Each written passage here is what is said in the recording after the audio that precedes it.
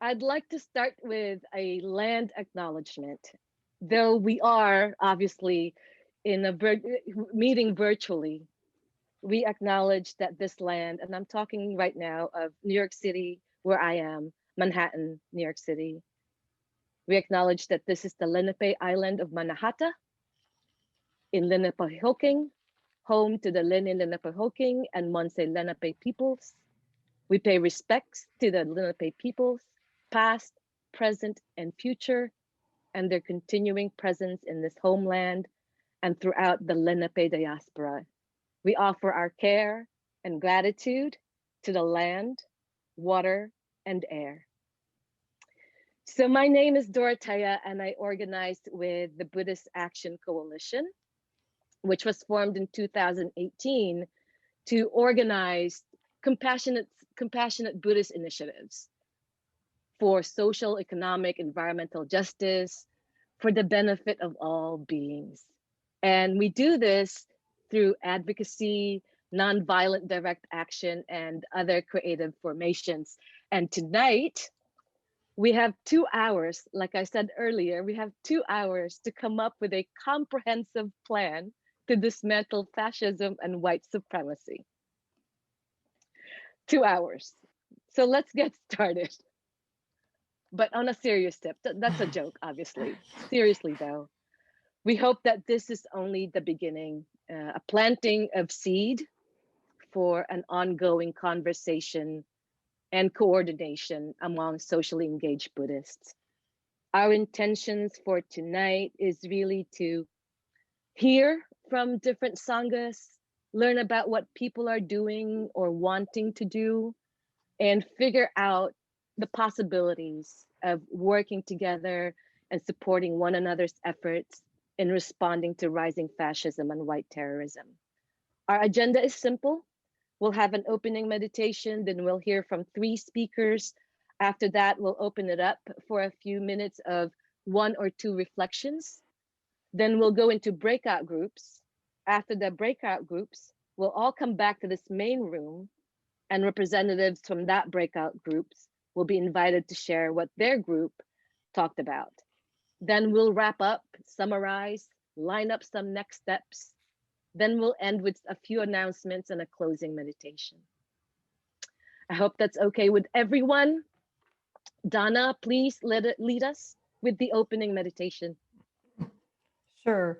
Well, I'm going to, I'll offer a chant. This is the four immeasurables, and some version of this is used in basically every Buddhist tradition that I'm aware of.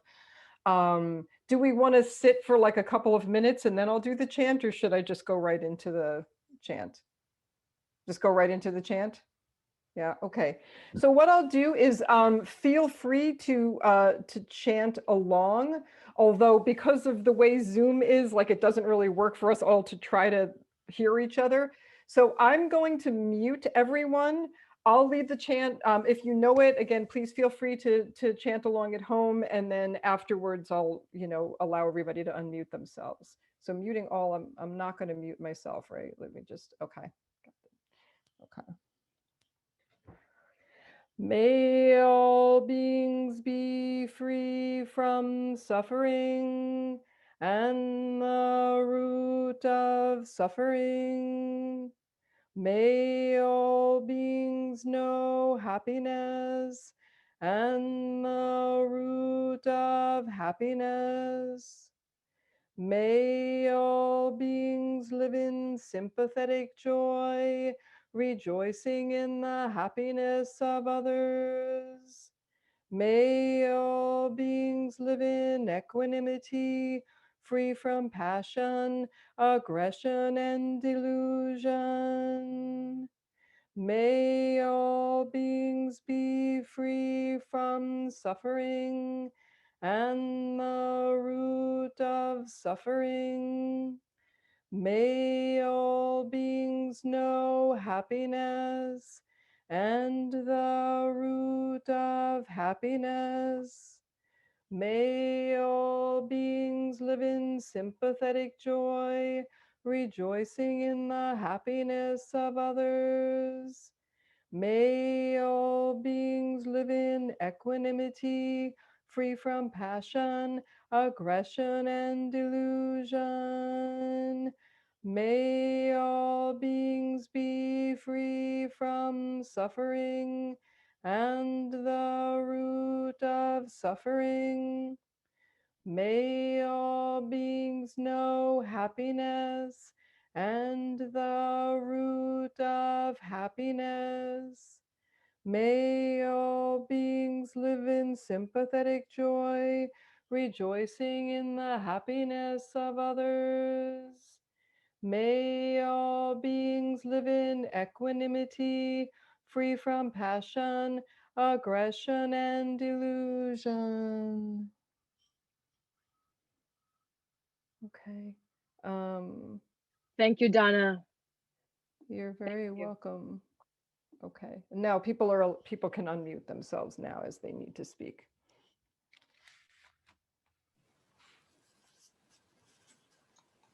So we're going to get into our three speakers. We have three speakers for tonight, who graciously agreed to offer us their thoughts to help frame our discussion.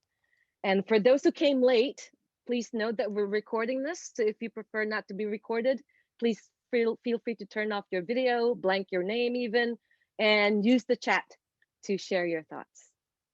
So on to our first speaker, and we are so happy that she could make it here. Roshi Pat Enkyo O'Hara, abbot of the village Zendo. Please, Roshi. Thank you, Dorothea. It feels to me really auspicious and heartening that we're gathering under the title, Coming Together. My hope is for this meeting and future meetings and actions that they will all manifest in the Buddhist frame of coming together.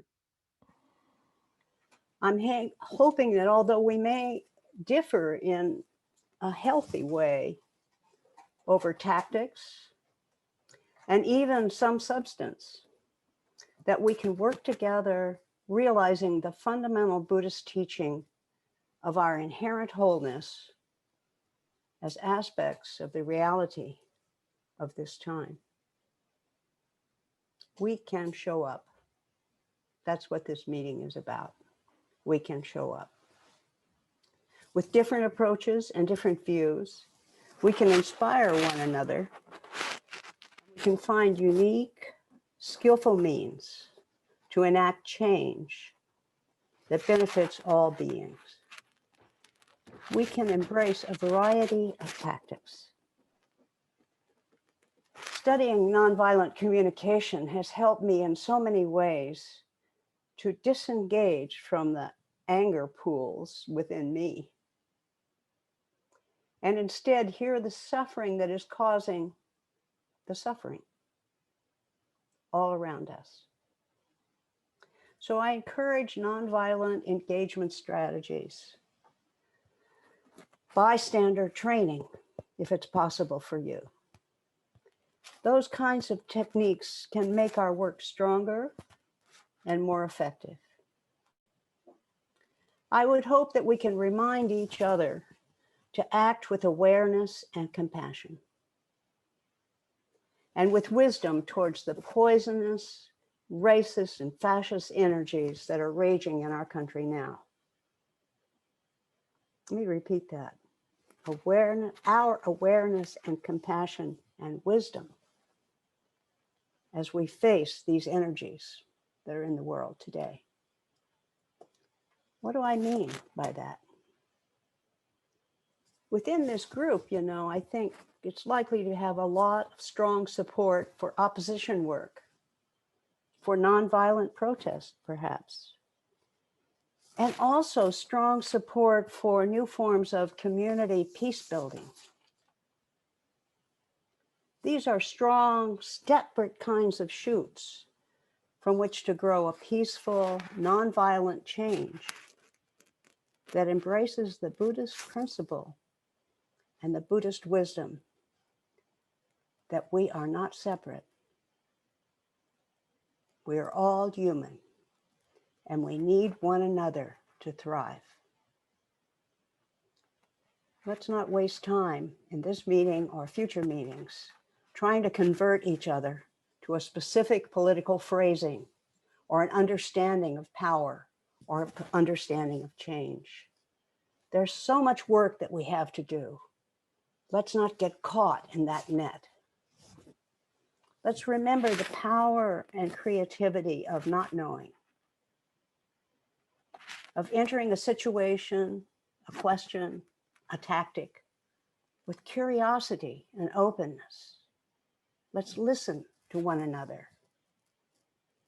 We say in most Buddhist traditions, not knowing is the highest truth. It is wisdom itself. All the peoples, all on this earth, naturally suffer from the effects of the three poisons: greed, anger, and ignorance. Throughout time, we Buddhists have fought back those demons by using generosity instead of greed, compassion instead of anger, and wisdom instead of ignorance.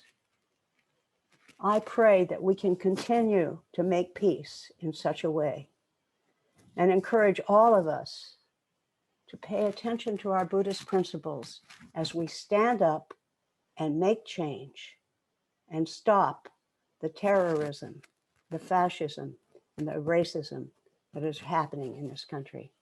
So thank you for allowing me to preach to you a little bit as we began.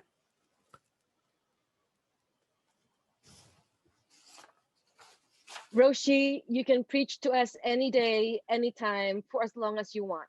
Thank you very much.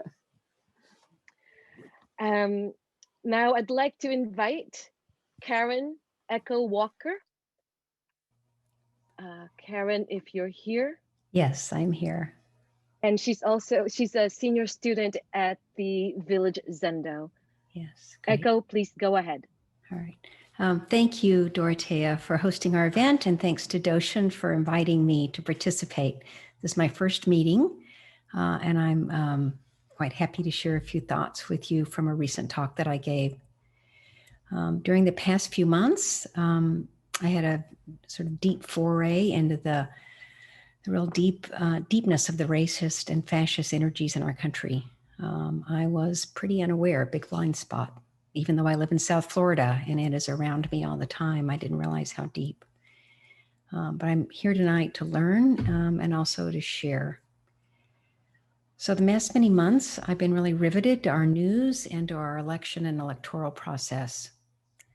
I've seen and been impacted by neighbors, friends, and family with drastically different stances than I have on our politics.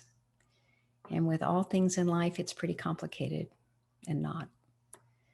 I have a strong bias for action, and I found myself attaching to an outcome, like my sister-in-law will change her opinion because of a Facebook post, or one of my best friends will change her vote because I said something. So an outcome. And when I was talking with them, I found myself just thinking ahead of what I would say next and how I would respond to whatever their answers were. So I wasn't in dialogue. I wasn't conversing. I was in a debate with a winner and with a loser. It doesn't mean that I don't try to change their opinions. They're both clear about my positions and why I hold the positions I hold. They just don't agree with me. So I found a model that I found really helpful. It's William Isaac's model for conversation. It begins with defining conversation, which is about turning together. Conversation then leads to this fundamental choice point, to deliberation, a weighing out. And the weighing is this: do I turn towards dialogue or do I turn towards debate? Debate is about warding off, protecting from attack. With debate, we either devolve into resolving by beating down, or sometimes we're able to move with some skillful means to dialectic, a tension and a synthesis of opposites. But still they're opposites. When I'm not wed to an outcome, I can suspend my position. I listen without resistance. I can disidentify with a position. I'm able to reflect, to explore underlying causes, rules, assumptions, and to get into really deeper questions. In short, I'm present. And that can lead to generative dialogue. It invents new, unprecedented possibilities and insights. It produces what Isaacs calls a collective flow. My hope and my intentions are always that my actions will be generative, not oppositional, moving towards, not moving away from, and that my deep motivations are by how can I help, not just how can I be safe, how can I defend. I received a really great teaching from another Village Zendo teacher, Tokyo Hoshi, the framework of call and response. And in call and response, my experience is that the calls are always here. The calls are constant. I don't always have a skillful response, though, because I get in my own way. I don't hear the calls because I'm not really listening. I'm not listening because I'm too focused on my small self, what I think of as my best self-interest, or I'm judging. And if I'm coming from a place of judging, I am not helping. So I really focused my practice on learning to hear the calls. I recently did a time tracking exercise for 2 weeks. I try to do this every couple of years. So for 2 weeks, 15 minutes increments, I track what I'm spending my time on. And I found that over the last year, I was in a position now where I had subscribed to 5 digital newspapers, the Times, the Washington Post, the Wall Street Journal, and more. Plus, I was spending an hour a day on PBS, plus virtually all of my podcast. All of that listening had shifted from tech to politics. Now, note that none of those sources were hard for me. It wasn't Fox commentary or even Fox News. I didn't follow anyone who strongly disagreed with me on Twitter. I didn't discuss politics with my conservative family or, for the most part, my friends. I just over-indexed on consumption, and I did it at the expense of listening. We talk about our Zen practice, and for me, my practice is listening practice. Because when I really listen, when I hear the calls, the fear, the anger driven by fear, then I respond in a more skillful way. And this election cycle gave me many, many opportunities. Some I was more skillful at than others. And in some cases, I pulled back from some relationships because neither logic nor compassion could be part of the dialogue. And I reminded myself frequently to watch out for the use of a broad brush, because where I see caring, others see encroachment. For individual versus community, we wanted a different balance. I always tried to remember, not always successfully, that neither Republican nor Democrat are a homogeneous group. And in many situations, I learned my skillful means, my presence has to be cultivated as a practice. That sounds like a lot of work, I know, and it is, because we're in a hurry, we have a lot to do, there's never enough time. Just make a decision and move on without exploring underlying causes and conditions. But then the problem is it's not really resolved. All those underlying unresolved needs on the part of the other, they come back. Sometimes to the surface where we can deal with them, and sometimes they're a hidden part of an iceberg where they just wait deadly, those unresolved needs. So I encourage listening, deep listening with suspended beliefs and uncovering those skillful means that lie within each of us, and then skillful action. Thomas Friedman had a terrific quote, as he does, in a column several years ago. I believe he was quoting Lafayette.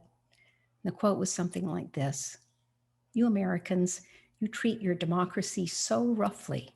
But democracy is like a Fabergé egg, and if you aren't careful, you will break it." So this is how I practice listening, being present, and then tending to the Fabergé egg, one breath at a time. Thank you so much. Thank you, Echo. Tending to the Fabergé egg, one breath at a time. Thank you so much. Our third speaker is the president of the Buddhist Council of New York and a good friend of the Buddhist Action Coalition. We love him. James, please join us. Let me.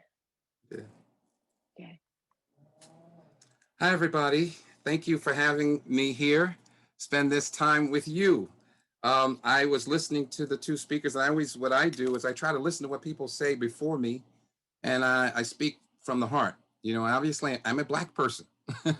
So this is not a new issue for me, but I am so proud of you for taking time out of your life, time out of your struggles, your own personal worries, to put some of it into this.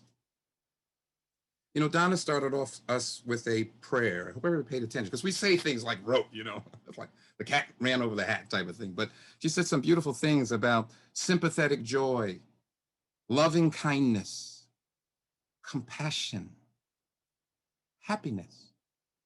And I would ask, as we sometimes get upset, and you know, just to give you an idea of who I am, my grandparents were slaves here in the United States. I knew my great grandmother. She was a slave. I knew her. Yet she was tremendously joyful, tremendously optimistic about tomorrow and what the future had for her. She was a minister. And so I want to give you that gift. If she was optimistic about the future, so should you be, and so should we be. And so I was listening, and Pat Roshi Enki O'Hara is actually one of my teachers, even though I don't go to the village. She's one of my teachers. There's no question about it. And she said one time about 5 or 6 years ago, we are born, we die, and in between, we decide how we're going to serve. And that always stuck with me, obviously, if I can remember it off the top of my head, from something she said 5 or 6 years ago in a Dharma talk. And I said, as I'm listening, how are we going to confront the other? You know, people say they're a Republican or they're a Democrat. They're white supremacists or they're something else. Are we going to be stuck in some kind of dualistic paradigm where they're bad and we're good? Are we going to challenge ourselves to do what Pat Enki O'Hara just mentioned, what we're doing in the Buddhist Council, is to create a new culture, a new way of looking at each other, a new way of looking at the other? You know, my own path in Buddhism is with Rishokoku Sakai. And for those of you who don't know Rishokoku Sakai, we tend to focus on one sutra. Right? We're too myopic. We're on one sutra, right? It's called the Lotus Sutra. And in that sutra is a bodhisattva named Bodhisattva Never Disrespectful or Never Despise. And he goes out and he says, I cannot disrespect you. You're going to be a Buddha, no matter who they are and what they do. That's how he became a Buddha. He keeps doing that, and people throw stones at him. They curse at him. He runs away and says, don't worry, I'll be back, but you're going to be a Buddha. Right? But the interesting thing about that is, why does he do it? Why is he doing that? Because he knows in each and every person lies the universe and the potential for psychological change. See, so it's very dangerous when we say that's a Black person, that's a white person, that's an Asian person, and we categorize them and we structure them and we concretize them as if they're never going to be changing. Because therefore, then we don't believe in the Buddhist practice, because one of the fundamental beliefs is what? You all know what? Everything is impermanent. So we have to be optimistic, because we know that our interactions with people, causes plus conditions equals outcomes. Buddhism is a dice game. Buddhism is not a dice game. It may not occur on the time frame that we want, but winter, as a 12th century priest once said, winter never fails to turn into spring. If we're consistent with our sympathetic joy, our loving kindness, our compassion, and our happiness in every interaction we have, we can be assured that things will change. The question is, what kinds of actions are we putting into the other? Are we bringing forth their Buddha nature, giving them a way to shine? And, you know, one of the things I think about this last thing, and I'm not going to talk for long because I think we have a lot of important stuff to talk about. In Buddhism, there's always to talk about skillful means. The Buddha always taught people differently, right? Talked to the fisherman, he talked to the king, he talked to men, he talked to women differently. Why? Because he was helping them to reveal their own sacredness, their own Buddha nature. He wasn't so interested in being right or wrong, as sort of Catherine Echo Walker was saying. Winning the debate, being right. So my main thing is we don't have to be right, we just have to be loving. We don't have to be right, we have to be compassionate. And if we do that, we'll be all right. And so one of the things I just wanted to share with you, what things can we do? Because some people are like, I want to do stuff. I'm tired of sitting on the sidelines, right? Roshi mentioned a couple of things that the Buddhist Council is doing. We're training each other in nonviolent communication. We're training each other in bystander intervention. We're training each other in armed conflict, ways to take people away, guns, who people may have them. We're working with a group called the DC Peace Team, who was active on the ground recently and the recent actions that happened in Washington, DC. And so my goal is to let's get 2,000 or 3,000. You don't have to belong to the peace team. Let's get 2,000 or 3,000, 4,000, 5,000 of us Buddhists working in school systems, working in new ways of reimagining the police so that we can have a loving community environment. So with that, those are my little bit of notes that I had. I was taken from everyone else. Dualism, and the idea of sympathetic joy. We are more powerful than we think we are. And our life goes on then longer than we live. That's it. Thank you.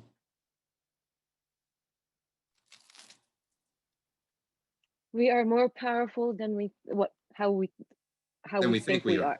Than we think we are. Thank you, James. Thank you. Thank you so much, Roshi, Enkyo, Echo, James, for sharing your thoughts. I'd like to now open for one or two reflections from the whole group. And obviously, not everyone can share in the big room tonight. And needless to say, please, let's all be mindful of the space we're taking up, and we'll respect and honor the space we're co-creating. And when we're speaking, let's try to go to essence, cut the accessories, cut the fat, and go to the point and cut to the essence. That would be really helpful. So again, thank you to Roshi, Enkyo, Echo, and James for giving us plenty to work with in our discussions and for framing whatever it is that we're going to be talking about in the breakout groups. But before we go there, if there is someone in this big room right now who'd like to share their reflection, we don't need to do it. We can go right into the breakout groups if you want. So if there's no one who's going to raise their hand, I think yes. So we will go to the breakout groups. Dorothea, do people know how to raise their hand? I just want to make sure that people know, if they're do you know how to hand, raise just your in case hand? they're not sure how to do that. Oh, I've been doing so many Zooms like everyone else here, I'm sure that I'm thinking it's automatic that people know this already. And it's such an assumption. I am so sorry. I apologize for that. If you go into your little square, there are 3 dots there. You can click on that and you can raise your hand through there. It would say raise hand. Okay. I will give you 5 seconds to raise your hands. Dorothea, I think Bonnie. I think in some machines it's actually in the reaction section. They changed the UI a lot, so it might be in either place. Okay, thank you. Bonnie is my my Zoom guru. She's from California, a tech person. Thank you, Bonnie. Okay, Alec. I just wanted to raise my hand to let people know that in my setup here, it's in the participant listing at the bottom. There's a blue raise hand. Oh, okay, great. Thank you so much. I guess there's guess a we lot of can ways to do discuss it. more about the tech. Charles, please go ahead. Thank you, Alec. Thank you all very much for this teaching. And I just would like to reiterate or state that as we go through the process of trying to expand our sense of equanimity and invite everyone into our space, that we remember that there are facts and there are non-facts. And as we do this, we need to make sure that we, I don't know if rejecting non-facts is the right word, but we certainly do not have any requirement to allow space for non-facts in our discussion.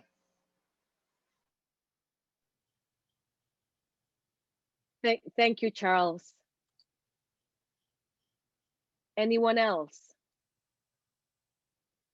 And thank you again so much for coming. And Donna, I think we're good. Oh, Tom Kaplan, please. One thing that occurred to me is that I don't know how Buddhism has met fascism historically anywhere in the world. But I do know as an American, it feels like I'm not encouraged to often know what the history is by the culture. I'm encouraged to buy the new thing and the new idea. And it feels important. I know Thich Nhat Hanh met some really difficult things, but other than that, I know so little about that. And I bet there's some great things that have been done in all the different cultures. And I'll be asking my small group if anybody knows. It just feels like an important thing to go forward, knowing what's been with that awareness and that consciousness and ability to choose with that knowledge.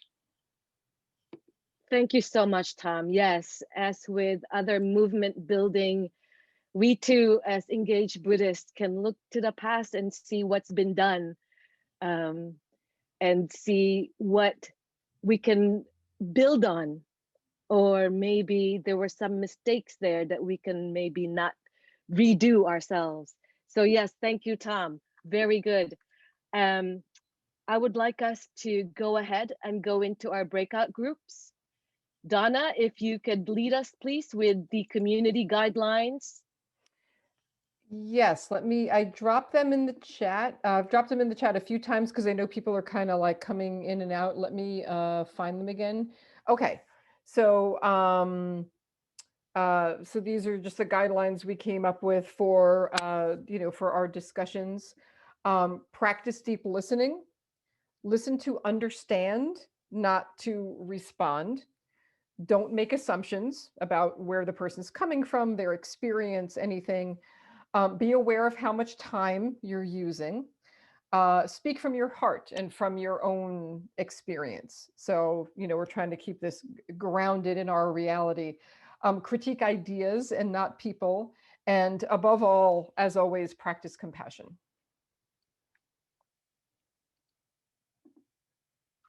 Well, thank you very much. And again, keeping in mind what Roshi Enkyo, what Echo and James shared with us, those are great framework for our discussion. Chad, if we can go ahead. Donna, if we're going to go into breakout groups, there will be 7 in each group, right? 7 in each group. And in that group, if you could choose or volunteer a facilitator, someone to take notes, and someone to come back and report to the big group what your group talked about. We're going to try to gather all of this in the big group later on and try to, I don't know, come up with something. Yes, Donna, go ahead. And we had some discussion prompts too. Of course, this is also open-ended, but we did have some discussion prompts as well. So we should probably post those again. right? Just to like, so people, or maybe we should wait and post them, because when we go into the breakout groups, the prompts won't show up in the chat. So, Right. They're pretty simple. It's just, share what your Sangha is responding to. Is it possible to have a coordinated response? And how will that look like? And what short and long-term actions can we do together? What mechanisms can we use to follow up and follow through? And also, what Roshi and Echo and James talked about. How can we do all of this without wasting time and getting caught trying to convince or convert each other, right? By being generous and compassion, and how can we embody skillful listening, as Echo said, and how can we be joyful in co-creating this space? How can we be joyful in planning out what we can do together? As James said to us, sharing the story of his grandmother who was a slave, but still joyful and optimistic about tomorrow. So, Chad, Donna, anything else you can add? You want to add? Otherwise, Chad will go ahead and put us into groups of 7. I think that's it. Okay. So now we're going to do brief report backs from each group. So Chad, I'm going to rely on you to let me know how many groups we had. Did we have 15 groups? Was there that many? And people might not know like which group they were in. Like I think I was group 13, but like I'm honestly not sure. So we'll just go around and, I think people can put up their hand. If you were in a particular group, and we'll just, one person from each group will do the report back. So if you are the 17 groups, wow. So if you are the designated report back person, please put up your blue hand. And I will call on you. We're going to do this briefly, just like 1-minute report backs each, so that everyone has time to go. And then we have time for a little bit of just cross conversation. Okay, Bob Schwab put up his hand. Jenny said she can't see how she puts up her hand. I know we went previously that there was like several different, I'm seeing a bunch of hands here. There were several different possibilities. It could be under participants. It could be under reactions. So I would say just kind of like play around with it a little bit. If not, like if Jenny, by the time we get to your group and you haven't been able to find it, we'll get you. We won't leave you out. So I guess I'll just jump in first, and just because I'm the report back person from my group. And we talked about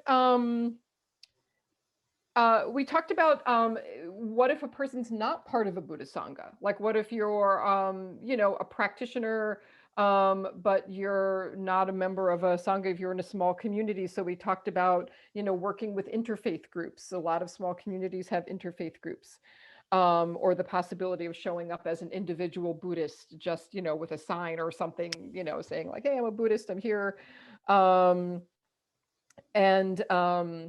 And that there can be a tendency for well-intentioned, often white Buddhists to talk to each other, to have conversations with people that they already agree with, and the importance of breaking out of that mold of talking to people that don't agree with you, and where there's maybe some tension, but the possibility to grow, and the importance of listening. And the importance of being skillful with that. So the importance of actually being able to be skillful in that communication. And we were just getting on like how after COVID, we'll have many more opportunities to actually like break bread with people, and do cool things like community dinners that invite people in for discussion. But then the time ended. So that was all we got to. So I'm going to call on Caroline to go next. Thanks, Donna. Yeah, so we had a nice little breakout group with a lot of diversity. We had actually somebody from Brazil calling in from Brazil, which was super cool. And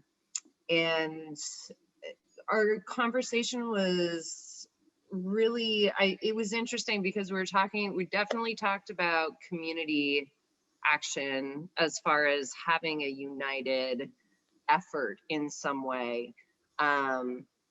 People from a lot of different perspectives and ages, and I just thought it was, you know, sort of the communal conversation was really about like, there's a person who was organizing the Buddhist protests actually in Portland, and the walks which have been happening, and that it's such a beautiful movement to see everybody sort of doing that in unity together, and making that statement. So that was definitely something that was brought up. And I think also like the topic that really also came up was around being, you know, engaging or trying to figure out a way to engage or not engage with non-fact people and non-science people. You know, that's I mean, personally for me, that's something that I really struggle with. And I noticed that in the discussion as well on the chat group. So yeah, and I just appreciate everybody showing up here and making space for this discussion, because this is really where we can practice our compassion and share it with one another.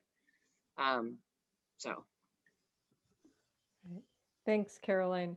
And I just want to add too that if people have other thoughts that you know, that come up, you can always feel free to use the chat. That's fine. And the next person I'll call on is James.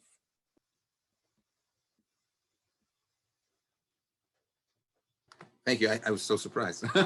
Thank you very much. Well, we had everyone got a chance to speak. I thought it was interesting and it was engaging. Tim talked about, you know, from the perspective of what is hidden behind the world that we're living in. You know, fascism is a big word, but in a lot of ways we have to look at ourselves to get better clarity and understanding of where we are. So that was important. Yao was very personal, and he talked about, struck me, I had to close my eyes, talked about drinking from water fountains, colored water fountains. And he was saying we need to look at our histories. Each of us has a history, and that it's not individual history, but it's our history, collective. It's not Black history, white history, it's our history, and we need to look at that. Heroin's from a small Sangha, it's primarily white. But I really struck me, she talked about more collective action, the need to work together. And the term I came through for me was a kind of compassion area in racism and those types of things. What can we do? Corey is a baby Buddhist. I wrote that. But the thing that struck me, she said, and I think this struck me a lot, was she said, don't want to feel ashamed.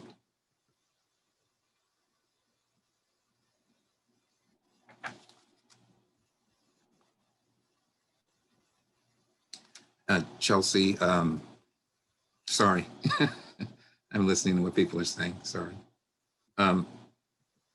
Chelsea talked also about Portland. Makes me want to go back and visit again. One of my favorite, Voodoo Donuts, right? Some people in Portland know what that is.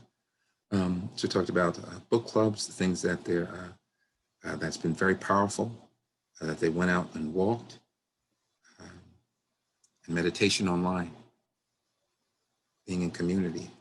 Pat Roshianki O'Hara and spoke about her fantastic people of color Sangha, which meets on Saturdays, which I've often gone to. And she talked about, she's in a current modality where she's working on aspects on racism. She talked about being in a biracial situation. And I didn't speak, but the one thing I would say is, as I'm listening to everybody, we have to think of ourselves as the wagon, you know, in the going to the West, it's like they had those people in covered wagons who were blazing the trail for the others.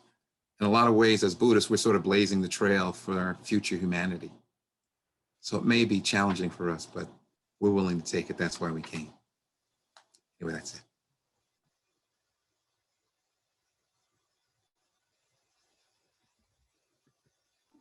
Thank you, James. Next, I have Bob Schwab.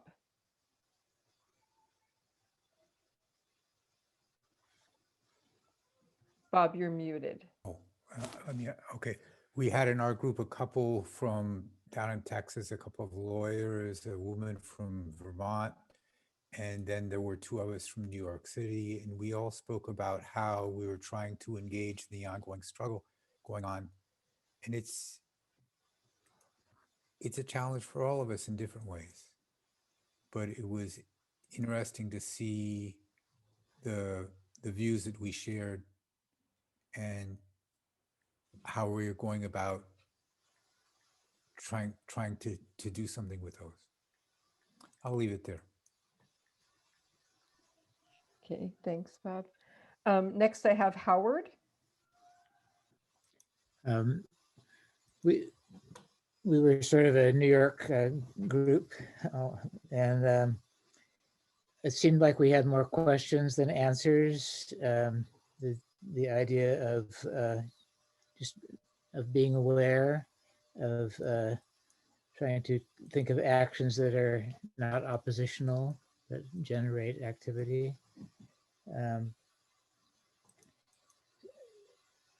There was a question kind of how there's engaging with groups that are in the struggle, like the struggle for reparations, different kinds of activity where we join. But do we have a specific kind of Buddhist movement or something that we do as a group as Buddhists, or do we? It seems like in general our approach is kind of internal about how we respond, how we listen, how we relate to others. So not knowing.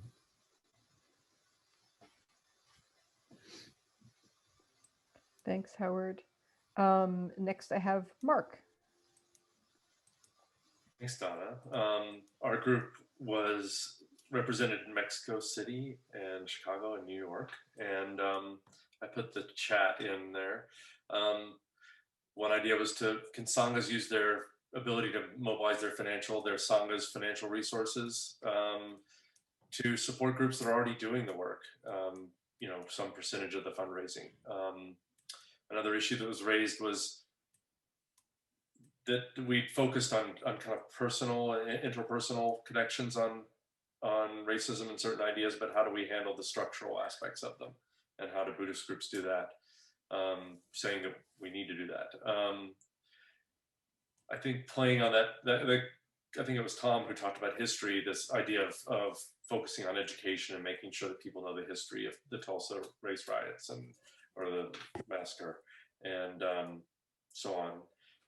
And then connecting Sanghas that are doing the work, so that if there are Sanghas all around that are doing anti-racism work or other sorts of work, is building networks and mutual support. And one thing that I just wanted to echo, because I saw Yuki there, is that I really enjoy the interfaith aspect. I think that there's a really good question.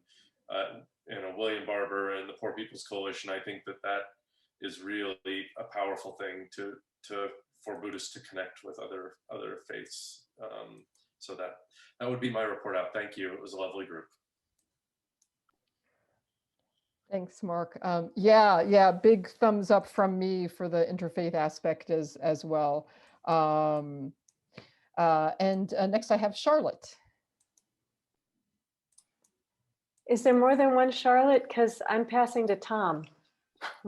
Oh, okay. I have Charlotte Nussel. Yes, Tom is our recorder.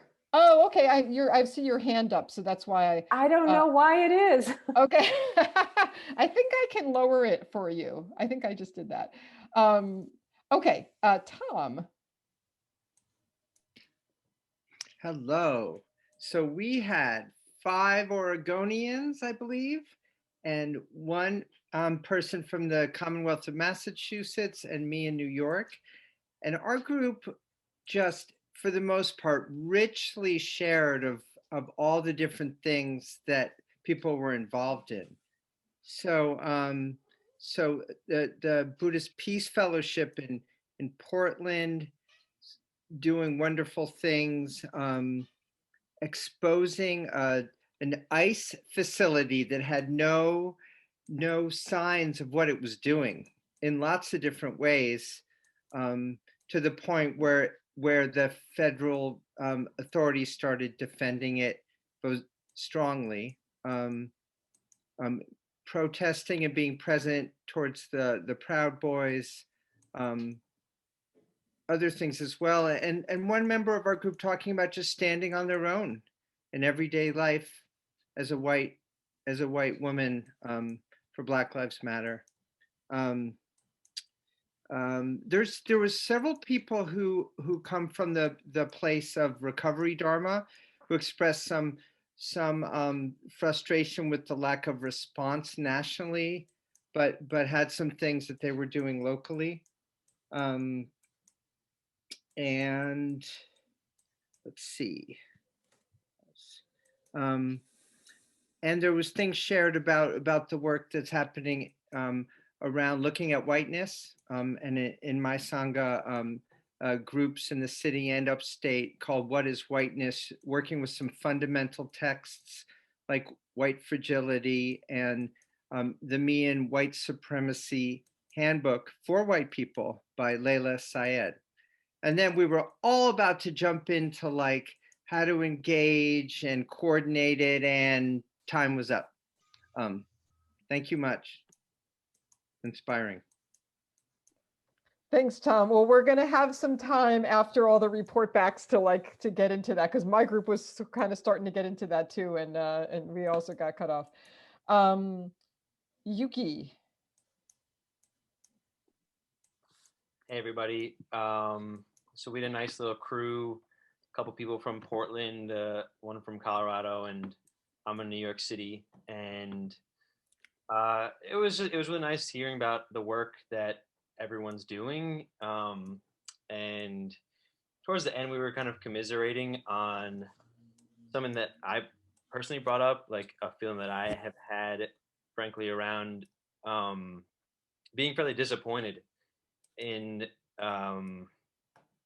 the response from my community, that it's, in spite of everything, it's still felt a bit individualistic, that I think it's very easy for us to focus on addressing greed and anger and delusion in ourselves, but I haven't recognized just really much of a motivation at all to look at the systems that produce greed and anger and delusion, and the systems that create poverty and concentration camps for kids, and police that terrorize Black and brown people, and war and ecological devastation. And I'm sorry, I'm getting a little emotional. I feel, and we were talking about how, if we're really looking at this from the lens of interdependence, we have to look at the systems that are causing these things, and that might be our obligation as Buddhists, and we don't really know what it looks like. So sorry, that's all I got. Thank you all. Thank you, Yuki. Yeah, and thank you for being real. Next I have Carolyn Antonio. Hi, thank you. So I'm Carolyn, and I'm representing Group 8. We had a nice group, or a small group actually, but representative of different parts of the country: Portland, Phoenix, New York, New Jersey, and a mystery number that didn't say anything, but maybe was listening. Um, I would say that, like Howard said earlier, we probably came up with more questions than answers.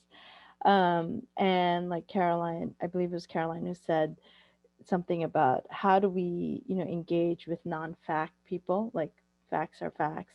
And that was definitely something that Charles, who was in my group, had said earlier in the larger group. So that came up. Those are two trends that also came up for us.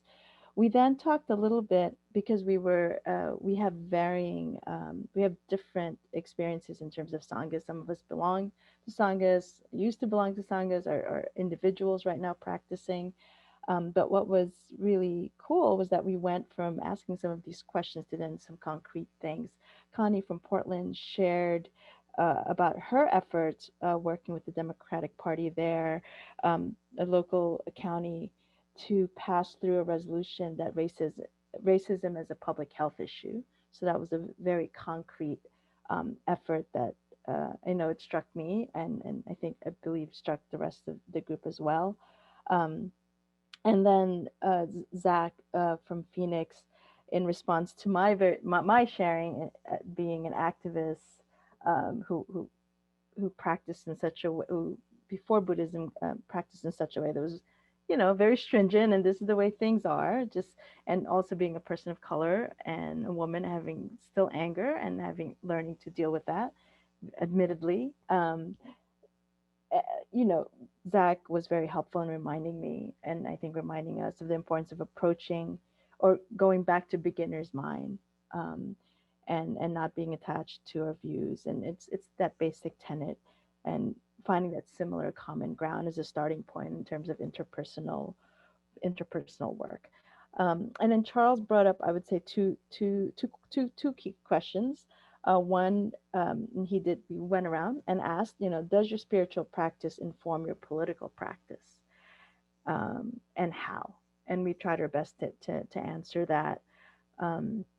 And one of the questions that I think the 20 minutes went very fast, so we also got cut off. But I'll just say two more things. One of the sharings that Charles did talk about was, thinking about, how you organize as an individual. Do you organize as a Buddhist in general, within the general population, and what that means, or do you organize with other Buddhists as Buddhists, and raise the question of what are the preconceptions that come with either of those, I guess, starting points.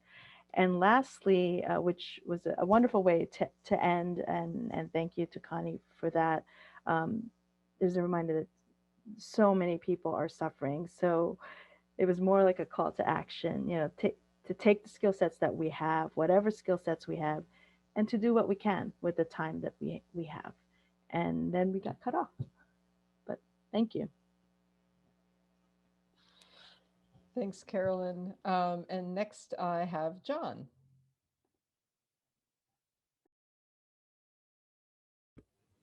Hi, everybody. So the group that I had, like a lot of the other groups, we started off with a lot of questions.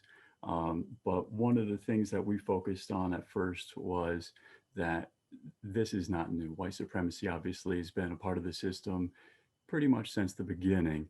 Unfortunately, it's become a lot more prevalent, and with social media, we see it all over the place. It's spreading, and it's in DC, which is unfortunate.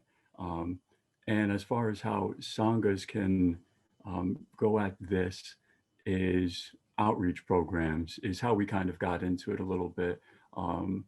And we spoke about how some outreach programs can reach into correctional facilities or into shelters, into places like that, teaching individuals meditation and teaching people compassion.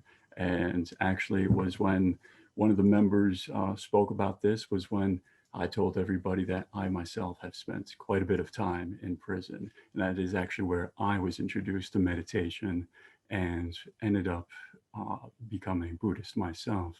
So I just want to encourage everybody, plant those seeds wherever you might see them. You might not see what grows from it, but I can tell you from my own personal experience, the compassion that you sow can can turn into something beautiful. So with that, I'll end it there. Thank you. Thanks, John. And next I have Kendall. Greetings, everyone. I'm going to post my notes in the chat. There they are, they're up now. We dealt, it seemed to me, with three main issues. The first is the need for individual application, practice, and growth. And that includes looking at our own sanghas and examining the ways that they may replicate white supremacy.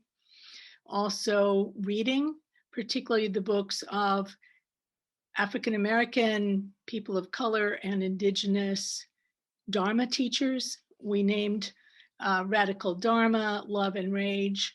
And there is a new online Sangha run by Lama Rod, which I've posted the link to at the end of the summary of our chat. It's called Bhumi Sparsha.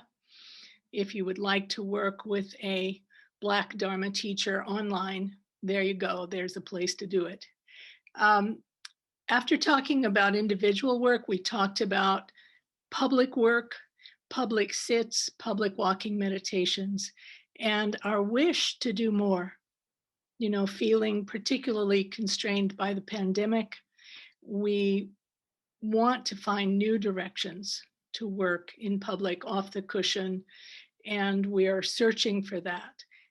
We had a member of our group named Dora from Santa Cruz who suggested supporting Indigenous groups. Her group is supporting an Indigenous group, and working with following the leadership of Black leaders. And also her group is organizing a day of mindfulness to focus on white supremacy. So those are all actions, and you've all heard about the Portland actions, so I won't talk about those anymore. One thing we were getting to just when we ran out of time was, if you're going to be in the public sphere as a Buddhist, how do you avoid being stereotyped as a good protester and being used, in fact, as a weapon against Antifa and other people who are doing more edgy forms of protest? We have struggled with that. We have said publicly that we are not peaceful protesters, even though we are, in fact, ourselves nonviolent.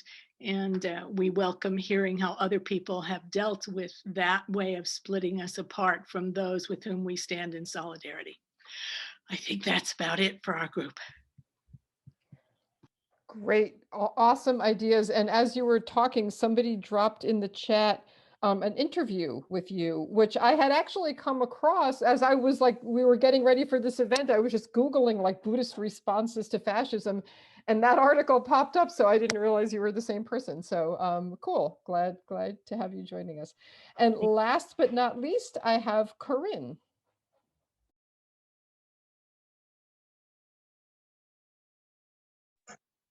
Hi, so yes, this is Corinne bowing in. So we had also a group that was scattered around the country, from Colorado to Texas to myself in Tennessee and Pennsylvania. And like many of the groups, we started, we looked at both individually and collaboratively and collectively how to act.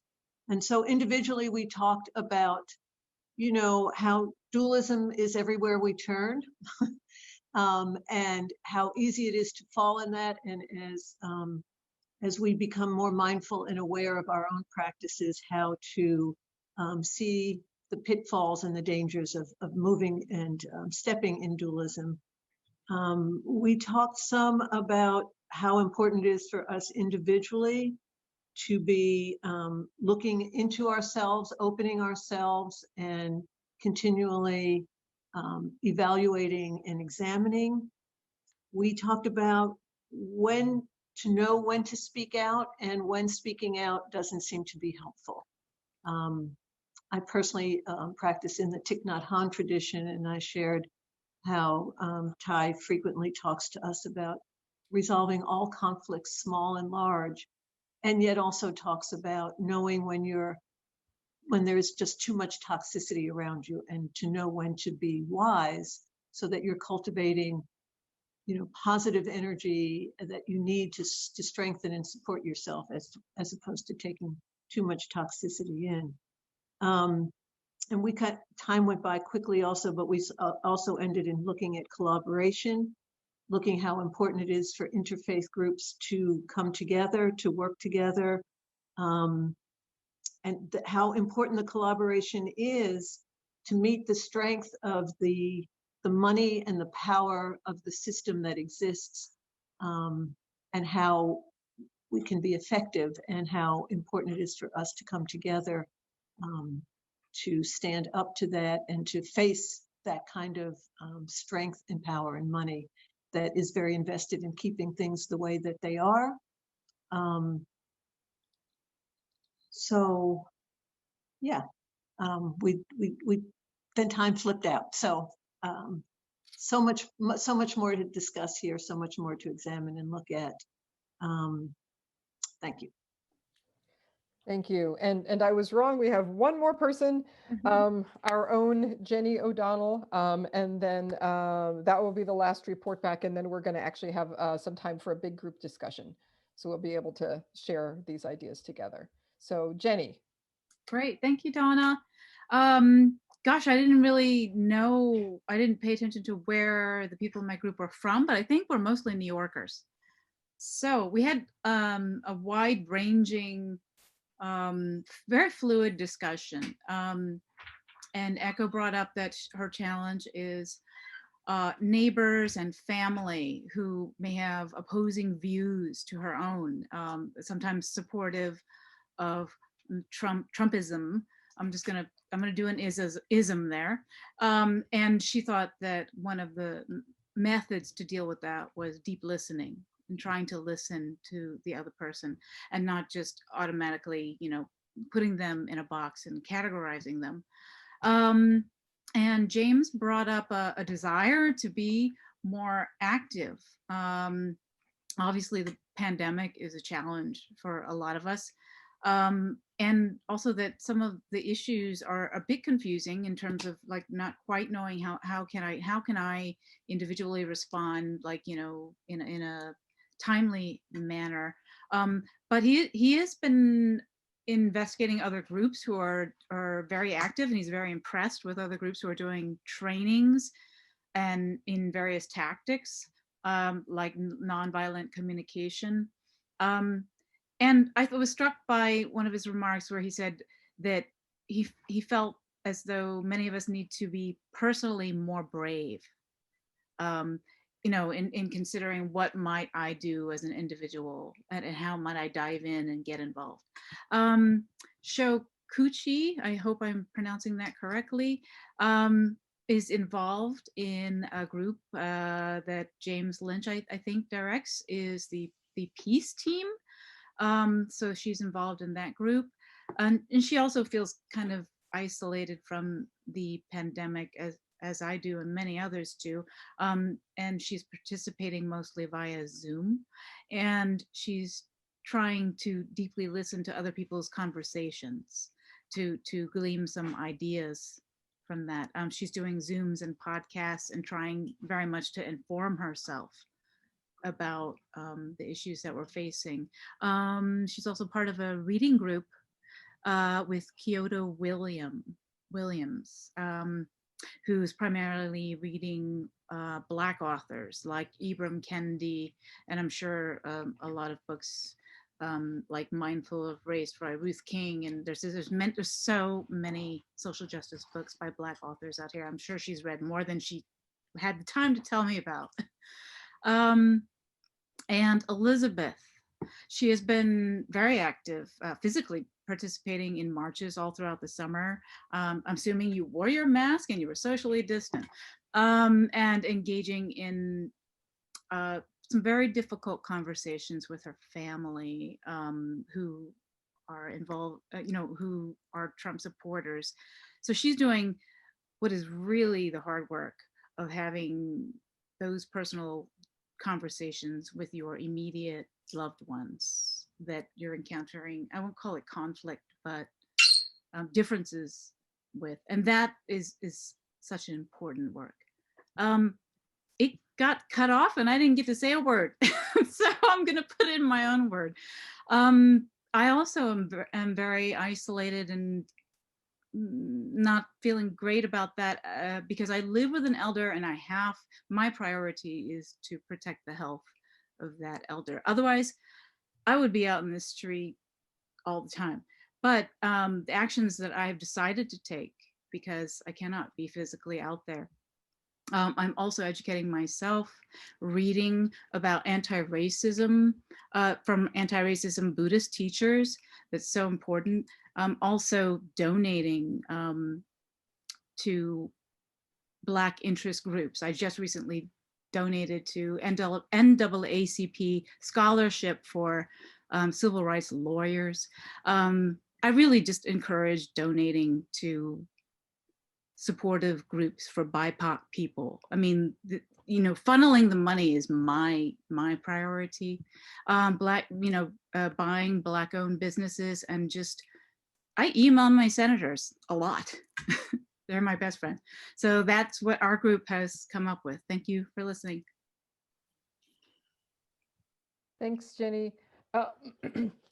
So now we're going to open it up for just a big group discussion. There's been already like different comments and suggestions and ideas in the chat. So yeah, so please, raise your blue hand if you'd like to speak. And yeah, so this is our opportunity to really just like all connect with each other, hash out some of the ideas that have come up, ask some more questions, talk about where to go from here. And I see Alex's hand up. Yeah, I'd like to find out more about some of the stuff that James Lynch was talking about, the peace team and those kinds of activities, if that's possible. Sure. Is that right? Should I answer, or is that right, Donna? Yes, please do. No. What we're doing is, I think the peace team was something that we've been trying to do at the Buddhist Council of New York. The Buddhist Council of New York, for those people who are out of the New York City area, and you may not be aware of it, we represent about 900,000 to 1 million Buddhists here in the New York City area. The vast majority of those Buddhists are heritage Buddhists. They are Korean, they're Japanese, they're also Bangladesh, Sri Lankan. So that's the vast majority. Then there are people like me who are the converts, right? I'm a convert Buddhist who, and so a large part of the Buddhist Council of New York is monastic. And what we've tried to do is find ways so that we could bridge the gap since I've become president in the last 2 years, maybe almost 3 years now, is to bridge the gap between, I'd say, lay practitioners who are convert community want to do something, right? We want to do something. Let's be honest, we want to do something, and we want to be engaged with the issues that are percolating in our communities. And the monastic function is often, that's not their function. Their function as a monastic community often is to preserve the purity of the teachings. That's a very important functionality that they take seriously in those community and talks. So what we've been doing is trying to meld the two in a lot of ways. The idea for the New York Peace Team was based upon the DC Peace Team. And they do a lot of active engagement in training. And so with some of the things that you've heard people say, bystander intervention, what does that happen? You're walking down the street, a man is attacking a woman verbally. What do? Do you say, I'll just kind of cringe and walk away, or do we interact and engage, right? Why that's very important, at Roshi Enki or Harry mentioned nonviolent communication. That's sort of the baseline idea about the whole training modules. And as Buddhists, a lot of the times we, as people said, we're trained to take care of our own pain, take care of our own suffering, take care of our own anger, whatever's going on in our minds. But at the same time, we need to be able to take care of those things, but also to be positive actors in the world. So we need to do both. And so nonviolent communication is a way, at least gives us a theoretical and actual framework around How do you speak to another human being who's suffering?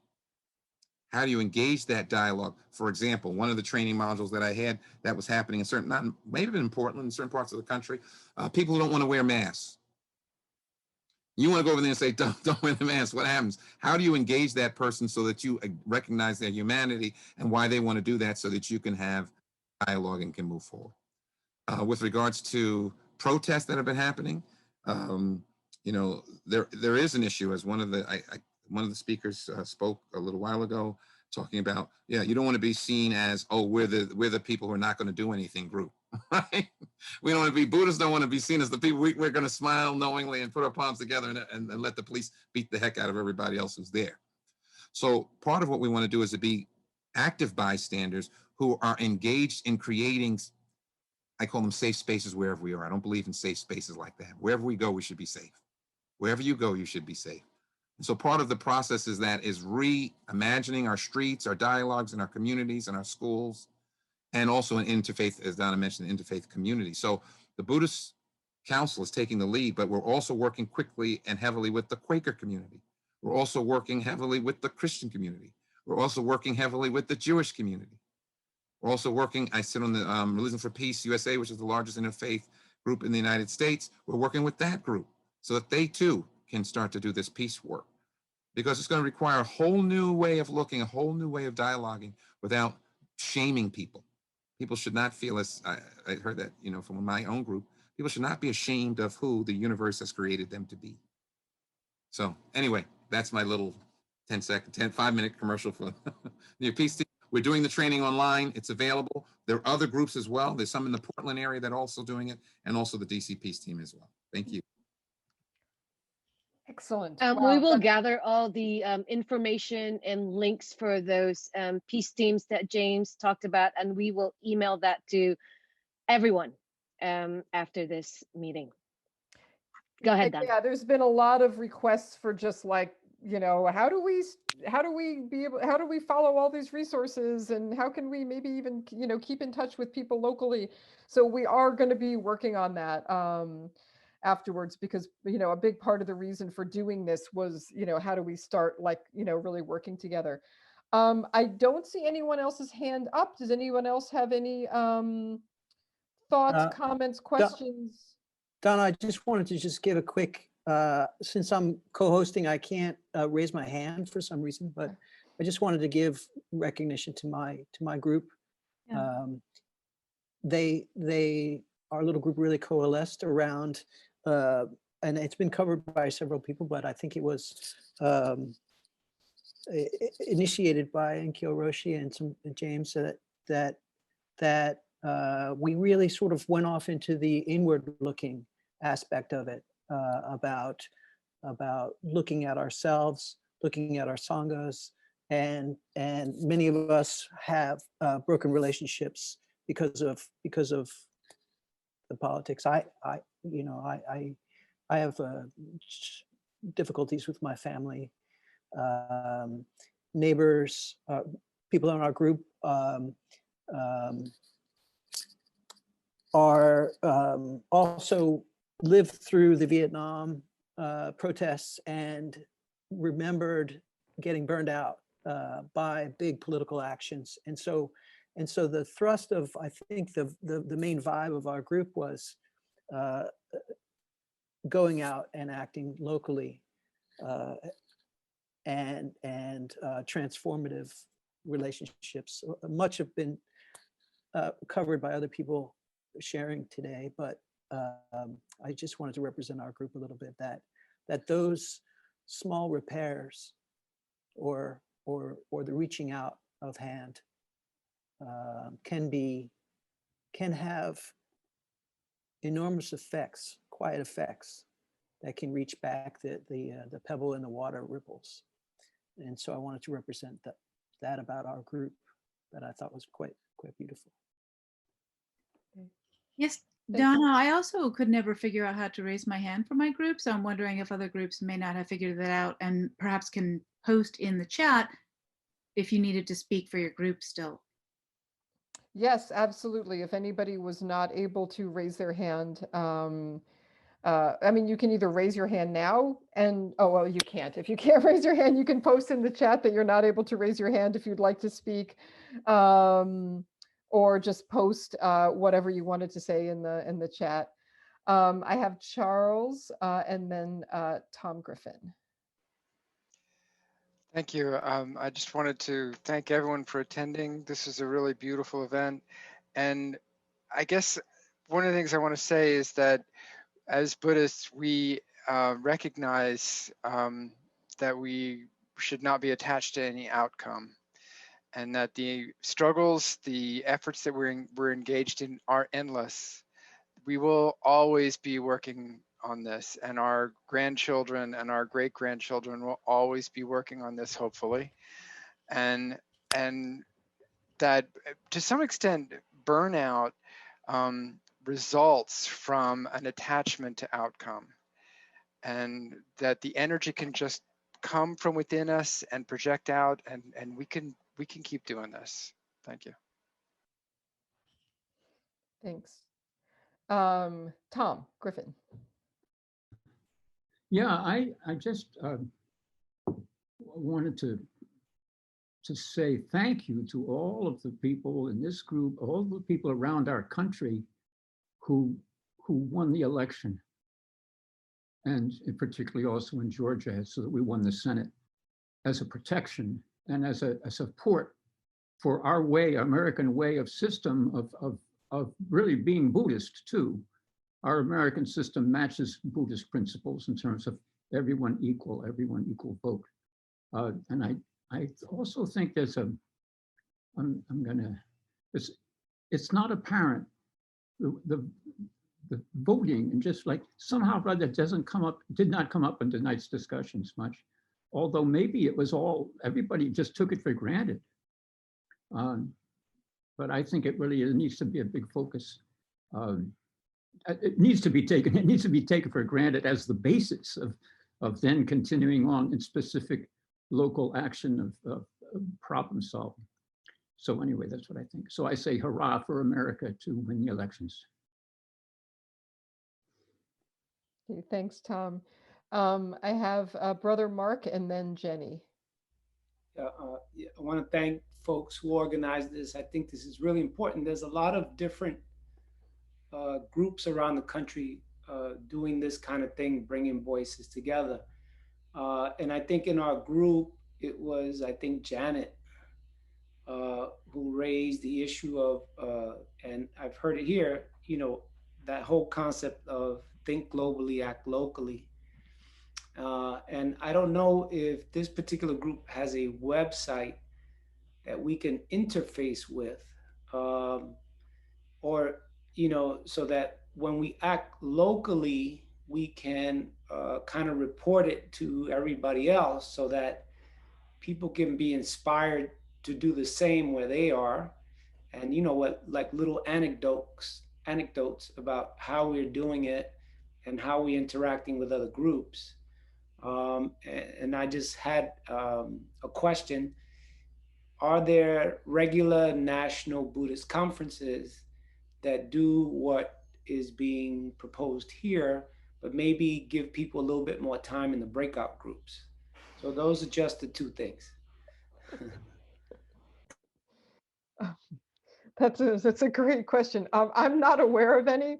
We can certainly, do this again and like give people more time in the breakout groups. But yeah, if anyone else is familiar with any other national Buddhist organizations, conferences, whatever, please post in the chat so we can all see that. Jenny. Sure. Yeah, actually, that's bogging my memory. There is one that I ran across, but I just can't remember the name of it. If I do, I can post it later. I just want to say that it seems I'm hearing threads and veins of conversations among people who are very active or people who may be isolated or various modes of being in as a social justice activist. And it came across my mind that no matter what you're doing or what you desire to do, I feel like personally, just like the breath is always with you and you can always recall it and bring bring peace. You can also always at any moment embody, so I personally think this, embody social justice at any moment by being aware of the situation that you're in. And for instance, if you have a group of people talking, give, if there's a BIPOC person there, give that person first dibs on speaking, you know, put forth the voices of BIPOC people. Or if you find yourself in other situations where, you know, no matter what it is, so what small thing you can do to enact social justice, you can embody it, just like embodying peace in every breath. So that's what I try to do in all of my interactions and in the things that I do with Zooms and conversations and things like that. Is it's one thing to read a lot of anti-racism books, but it's another thing to embody it. So thank you. Thanks, Jenny. People are putting some great resources in the chat. So if you're not following the chat, please take a look at that. Some great events coming up. Green Faith holding Day of Actions, Earth Holders Plum Village Tradition supporting it, happening March 11th, International Network of Engaged Buddhists, Buddhist Peace Fellowship. So yeah, some great resources. And we're going to try to like pull all of this information together and make it available to people. So again, we want people to, as much as possible, to start really coordinating and working together. We have time for maybe another couple of comments or questions. Does anybody have anything else to share? I'm going to actually just kind of jump in and and it's a little bit further back in the chat, but I want to just kind of draw people's attention again to what Kendall had posted previously and mentioned. You know, I thought that that list was really great and comprehensive. So, you know, obviously there's lots of things that we could be doing on individual level and broader level. But I think, you know, in terms of like that education, reading books by Black and Indigenous teachers and Dharma teachers, actions in public, sitting and walking. I know in the city, you know, groups have done that. You know, seeking unity and solidarity with other groups, you know, all important stuff. And I see Pablo's hand up. Hi, thanks. And thanks everyone for this incredible experience. And so what I'm hearing a lot of is the sort of importance of community and the importance of sort of thinking locally, acting globally, and starting with the local. And that's something that our group talked about as well, quite a bit. The other thing, and I, you know, think it's incredibly important. And on the other side of it, there's also an interesting way of looking at the sort of international quality, in the sense that I think our communities are getting closer together because of the pandemic, because of Zoom, the fact that there are so many people from so many parts of the US and the world just in this one call is pretty amazing. And I think that internationally, there's confusion. My experience has been that way, that there's a sort of, and you know, not across the board, but there's a sort of not quite an understanding of racism in the US. And I think that, so I'll tell a quick story about that. My most recent Sangha is Buddhist Insights. And I find them to be a very diverse Sangha, and they do quite a bit of work in this area, and they do quite a bit of outreach. And soon after the George Floyd murder, Bhante Sudaso, and this was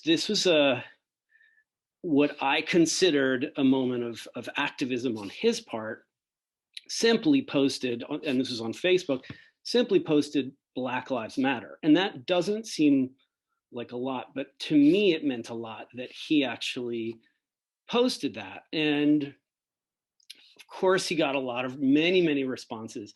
And one of the responses was all lives matter.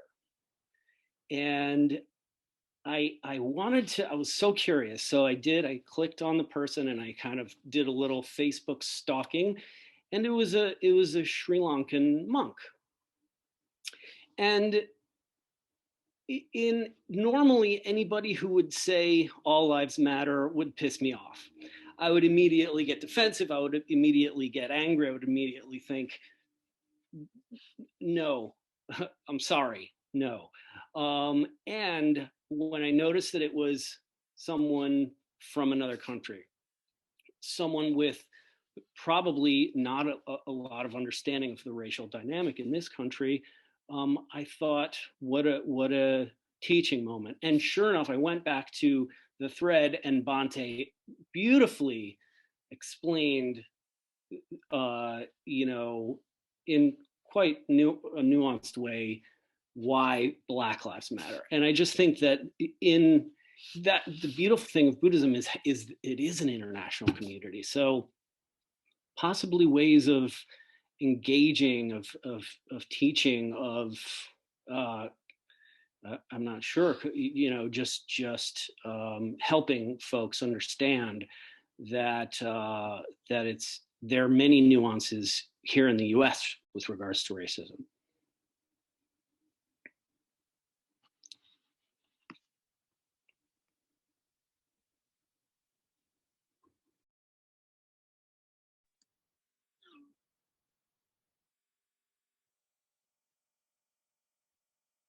Donna, are you there? Well, thank you, Pablo. I think Donna's a little, she's frozen there for a second, but thank you so much. This was really rich, and there were a lot of ideas, and we were going to kind of sum it up, but who can sum this up, right, in 1 minute? We can't. So what we're going to do, I mean, there were so many things that were mentioned, starting from the 3 speakers in the beginning, things like collaborations with non-Buddhist organizations, interfaith collaborations with organizations like the oh God, Yuki, help me out, the Poor People's Campaign, work with prisons, work with schools and the police, and reimagining our streets. That's what James was talking about, creating peace teams. Just imagine that, creating peace teams. And thank you, Portland, for being here. We all saw what you were going through the past months. And thank you for having your meditative walking alongside all the other protests. And there were ideas about doing a meditative walking throughout the US or maybe internationally, give 1 day and show and embody another way to kind of engage skillfully. There's so many things that came out of this meeting, and thank you so much again for being here with us. We will email all of you a summary or notes from this meeting, and also kind of propose a way for all of us to keep in touch. And of course, you're free to, unsubscribe to whatever it is that we're going to send you, but we will offer a way to keep this going. This is just a seed that we just planted, and hopefully it will grow into an oak tree or a redwood or something, right? I'd like to end with Jenny to give us announcements and a closing meditation. And thank you again to Roshi, Pat, Enkyo. Thank you to Echo. Thank you to James. And thank you, all of you, for sharing. Jenny, please. Thank you, Dorothea. Really appreciate all of your attendance. I'm going to try to give these upcoming announcements very quickly. We have a lot of exciting things going on. February 25th, 7:30 p.m. we have Alan Hosen Sanoke. He's a Soto Zen priest, folk musician, and a poet residing in Berkeley Zen Center, California. March 3rd at 7:30, we have Kosan Greg Schneider. He's at Brooklyn Zen Center and also Union Theological Seminary, directing the Thich Nhat Hanh program for Engaged Buddhism. On March 22nd at 7 p.m., we have the BAC 3rd year anniversary. Woo! Sorry, I've been in it since the beginning. I have to do that. So much work. March 22nd at 7 p.m. Oh, I did that already, the BAC anniversary. April 13th, we have a wonderful speaker, Lama Rod Owens, who is the author of Love and Rage, The Path of Liberation Through Anger. Also the co-author of Radical Dharma.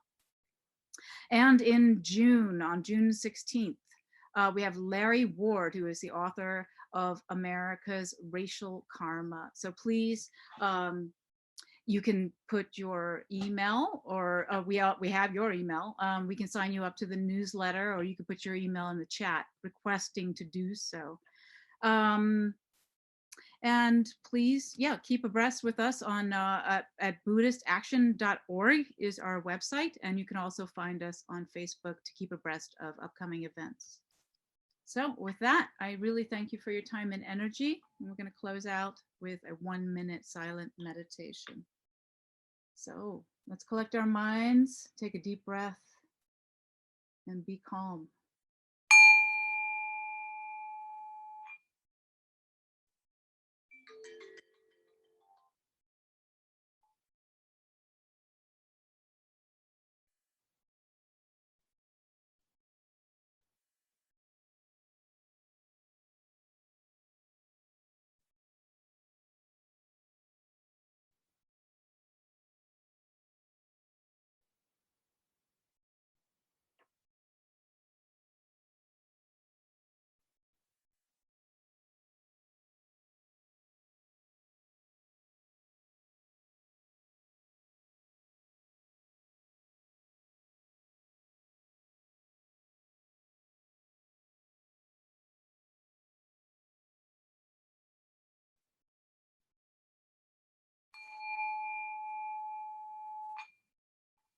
Thank you so much for your attendance.